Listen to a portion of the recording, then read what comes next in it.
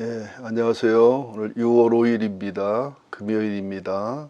오늘은 본문이 고린도전서 3장 1절에서 15절까지인데요. 매일 성경 큐티로서의 제목은 교회의 터 예수 그리스도. 우선 1절부터 4절까지 먼저 보겠습니다. 형제들아, 내가 신령한 자들을 대함같이 너희에게 말할 수 없어서 육신에 속한 자 곧 그리스도 안에서 어린아이들을 대함같이 하노라. 내가 너희를 젖으로 먹이고 밥으로 아니하였노니 이는 너희가 감당하지 못하였음이거니와 지금도 못하리라. 너희는 아직도 육신에 속한 자로다. 너희 가운데 시기와 분쟁이 있으니 어찌 육신에 속하여 사람을 따라 행함이 아니리요. 어떤 이는 말하되 나는 바울에게라 하고 다른 이는 나는 아볼로라 하니 너희가 육의 사람이 아니리요. 앞에서도 말씀을 드렸습니다마는 고린도 교회는 사도 바울과 브리스길라 아굴라가 주축으로 해서 세워진 교회고, 후임자로 아볼로가 목회하는 교회고, 큰 도시고 많이 배운 사람이지만 많은 문제점이 있었는데, 그 중에 하나가 뭐냐면 은사로 인해서 하나님과 교회를 섬기는 게 아니라 교만해지기도 하고, 또 바울파, 아볼로파, 게바파, 예수파 하면서 파가 갈라지는 그런 경향들이 있기 때문에 좀 책망의 말, 권면의 말이지요. 너희를 신령한 자들이란 말은 신앙이 영적으로 장성한 자들 말하고요. 육신에 속한 자라는 것은 신앙이 어린아이 같이 연약한 사람들을 얘기하는데, 고린도 교회도 이런 현상이 있지만 현대 교회에도 보면은 모태신앙이다, 또 교회를 오래 다녔다, 신학을 공부했다, 성경을 많이 안다, 경험이 많다, 이래서 스스로를 신령하고 성숙한 사람으로 착각하는 경우가 많습니다. 그러면서도 다른 사람을 정죄하고 비판하고 판단하는 이것이 얼마나 영적으로 한국교회를 망가지고 무너지게 하는지 모릅니다. 진짜 신령한 사람은 하나님의 거룩함을 직면하면서 동시에 나의 철저한 죄악과 무기력과 무능력과 주님의 십자가, 주님의 부활, 복음 없이는 아무것도 안 된다고 하는 깨달음을 갖는 사람이 성숙한 사람이거든요. 부자와 나사로의 비유에서도 부자는 육의 사람, 신앙이 어린 사람이고, 나사로가 영적인 사람, 신령한 사람, 성장한 사람을 얘기합니다. 또 요한일서 2장 12절 18절에 봐도 예수로 방금 중생한 자녀들, 중생하고 신앙의 강건함과 신앙의 노련미가 있는 아비들, 또 여호수아 갈렙처럼 영적인 능력과 악한 자와 싸워 이기는 청년들, 또 자녀는 지났지만 아직 청년이 아닌 어린아이들, 이렇게 신앙의 반열을 나누기도 합니다.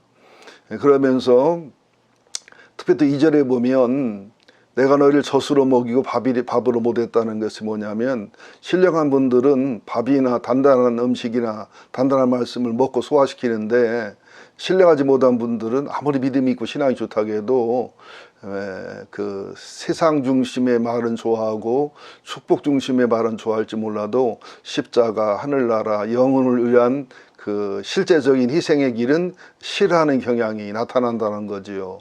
너희들이 이론과 지식으로는 신령한 자처럼 어른처럼 얘기하지만 하나님은 너희들 진짜 모습은 어린아이고 젖먹는 애기들 같은 그런 모습이다.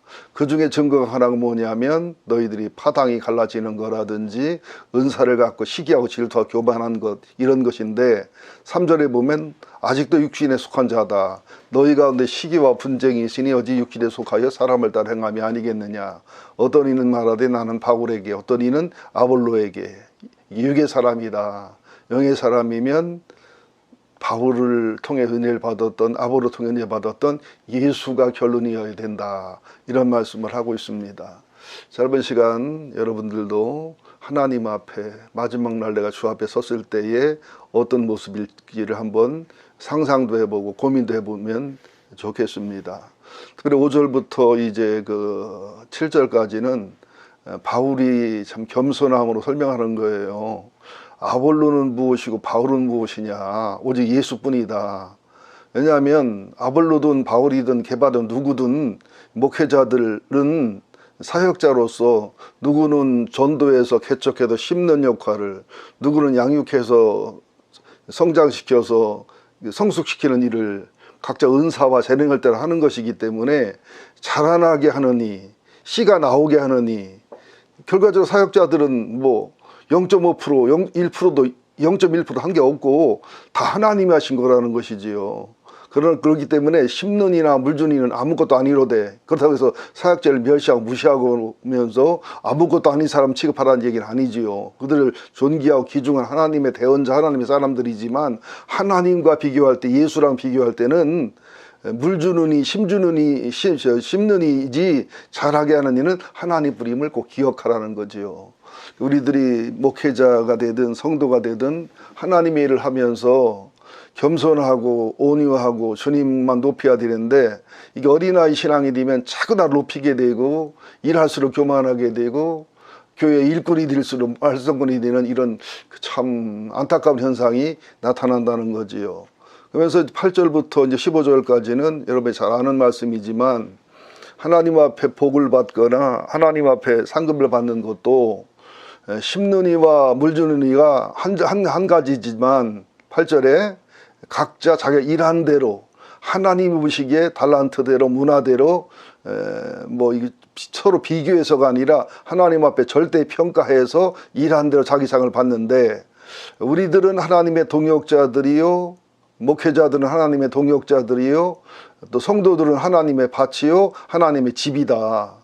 하나님이 주신 은혜를 따라, 또 바울에게나 아브레 준 은혜를 따라서 지혜로운 건축자와 같이 예수라는 터, 바위라는 터, 말씀이라는 터, 절대진리라는 터, 십자가라는 터, 부활이라는 터, 복음이라는 터 위에 이렇게 교회를 세울 때에 왜 조심해야 되냐면, 이 절대진리나 성경이나 십자가, 부활이라든 이런 그 진정한 하늘의 기초, 교회의 기초된 것 위에 다른 것 위에 터를 닦아두거나 다른 것 위에 교회를 세우면 이것은 아무 가치가 없는 거다.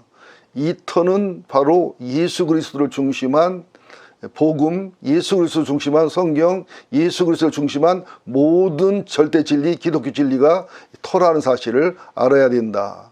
12절부터 보면 누구든지 금이나 은이나 보석이나 나무나 풀이나 찌뿌로, 그래서 뭐 금은 뭐고 은은 뭐고 보석은 뭐고, 이것은 조금 좀 지나치게 해석이 될 수 있고요. 불에 타는 거, 불에 안 타는 거거든요. 그래서 우리가 하늘나라 갈 때에 13절 각 사람의 공적이 나타날 터인데, 그날이 공적을 밝히리는 불로 나타내고 그 불이 각 사람의 공적이었다는 시험할 것입니다. 마태복음 7장에서는 반석 위에 세웠냐 모래 위에 세웠냐, 그죠? 그 바른 예수님의 신앙과 바른 믿음 위에 세웠냐, 아니면 내가 예수를 믿는다고 하지만 내 사고와 내 일을 하며 세웠냐, 그걸 얘기하는 거고, 여기서 타는 것과 안 타는 것은 시험을 통과할 수 있는, 또 하늘나라 갈 때 하나님이 볼 때 내 일이라고 인정할 수 있고 성령의 일이 인정할 수 있고 하늘나라 상급이 될 수 있는 순수한 것들이냐, 그것을 따라서 상을 받는다는 거예요. 그래서 14절 15절에 보면, 만일 누구든지 그 위에 세운 공적이 그대로 있으면 상을 받지만 누구든지 그 공적이 불타면 해를 받으리니 그러나 자신은 구원을 받되 불 가운데 받는 것 같다. 그래서 목회자들이 신학적 용어는 아니지만 불 속에서 얻은 구원, 그런 말을 해요. 뭐 화재보험을 들은 사람은 그렇지 않지만 화재보험을 안 들어서 집이 타버리거나 뭐 회사가 타버리면 아무것도 없는 것처럼, 우리 하늘나라 갈 때도 반성이신 예수의 믿음의 기초를 세워야지 세상 사고나 세상 유교사상이나 세상 철학이나 나존대로의 그런 기초로 신앙생활하는 것은 구원의 문제랑 연결될 수 있고, 우리가 신앙생활을 열심히 내고 헌신하고 봉사해도 하나님의 뜻과 하나님의 일을 했을 때 상급이 있는 것이지, 불타버리는 것처럼 하나님이 인정하지 못하고 하나님 동행하지 못한 것은 가치가 없는 것이다. 이런 말씀을 하고 있습니다. 그래서 우리가 내 일 하는 사람이 되지 말고 주의 일을 하는 사람이 돼야 되고요. 반석 위에 교회를 세워야 되고 모래 위에 세우면 안 되고요. 우리의 기도나 예배나 모든 것이 타지 않는 것으로 해야 되고요. 타는 것으로 하면 안 된다. 그런 아주 중요한 말씀, 교회의 터, 또 교회를 짓는 중요한 자료들, 재료들, 이것을 말씀한 겁니다. 하나님 고맙습니다. 우리들의 신앙생활이 하늘의 영광과 존귀로 남고 또 이 세상에 다른 데 얼마나 남는 것이 영광이고 존귀 아니겠습니까? 열심히 예수 믿었는데 하늘나라를 못 들어간다라든지 헌신하고 봉사하고 주님 위에 그 많은 수고를 했는데 하늘에 상이 없다는 것은 얼마나 부끄럽고 가슴이 찢고 억울한 일이겠습니까? 인생을 허비한 사람들도 젊은 시절에 후회하고 노인네 시절에 죽음 앞에 후회를 하고 가슴을 칩니다. 우리도 하늘나라가 후회하지 않도록 정신 차려 예수 믿고 정신 차려 바르게 믿게 하여 주옵소서. 예수님의 이름으로 기도합니다. 아멘.